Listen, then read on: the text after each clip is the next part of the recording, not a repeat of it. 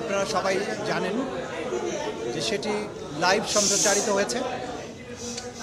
যেহেতু লাইভ সম্প্রচারিত হয়েছে সেই জন্যে এই পুরো আজকে কোর্টরুমে যা কিছু হয়েছে সেগুলোর ব্যাপারে আমরা কোনো ব্রিফিং করা যুক্তিসঙ্গত মনে করছি না।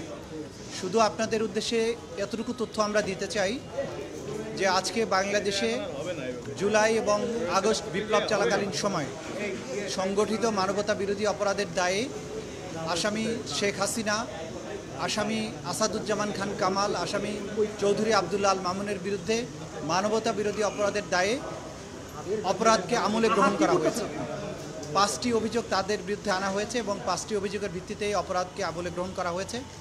আমরা বিস্তারিত তথ্য প্রমাণাদি আদালতে তুলে ধরেছি, যেটা লাইভের মাধ্যমে আপনারা এবং গোটা জাতি এটা শুনেছেন।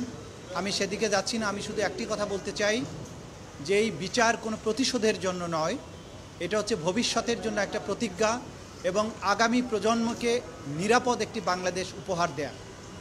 আমরা বলেছি এই বিচার হবে আবেগ শূন্য, প্রমাণ নির্ভর, তথ্য নির্ভর, নিরপেক্ষ এবং ন্যায় বিচার। সেটি এনশিওর করার জন্য আমরা দেশবাসীর এবং সংশ্লিষ্ট সকল পক্ষের সহযোগিতা কামনা করি। বিচারের মাধ্যমে একটা সমাজে শান্তি এবং স্থিতিশীলতা প্রতিষ্ঠিত হয়। আগামীর বাংলাদেশ যে অন্ধকার অতীত থেকে বেরিয়ে এসেছে এবং বাংলাদেশ যে নতুন করে পুনরুজ্জীবনের স্বপ্ন দেখছে, এই বিচার শেষ হওয়ার মাধ্যমে সেই পুনরুজ্জীবনের স্বপ্ন বাস্তবায়ন হবে বলে আমরা বিশ্বাস করি। আপনাদের সবাইকে ধন্যবাদ। আমি পুরো অভিযোগগুলো আদালতে প্লেস করেছি, এগুলো আমি নতুন করে বলতে যাচ্ছি না, আপনারা দেখে নেবেন। আদেশ হয়েছে 5টা অভিযোগে এই 3 জন আসামির বিরুদ্ধে অভিযোগ আমলে গ্রহণ করা হয়েছে। তাদের বিরুদ্ধে নতুন করে গ্রেপ্তারি পরোয়ানা জারি করা হয়েছে।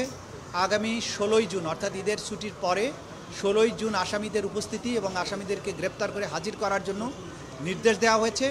ওই দিন যদি আসামিরা উপস্থিত হন তাহলে সেদিন থেকে আনুষ্ঠানিক বিচারের প্রক্রিয়া শুরু হবে। যদি আসামি কেউ অনুপস্থিত থাকেন, আইন অনুযায়ী তাদেরকে অনুপস্থিত ঘোষণা করার একটা ব্যাপার থাকবে, সেটাও সেদিন আদালত যথাযথ আইন প্রক্রিয়া অনুযায়ী সেদিন ঘোষণা করবে।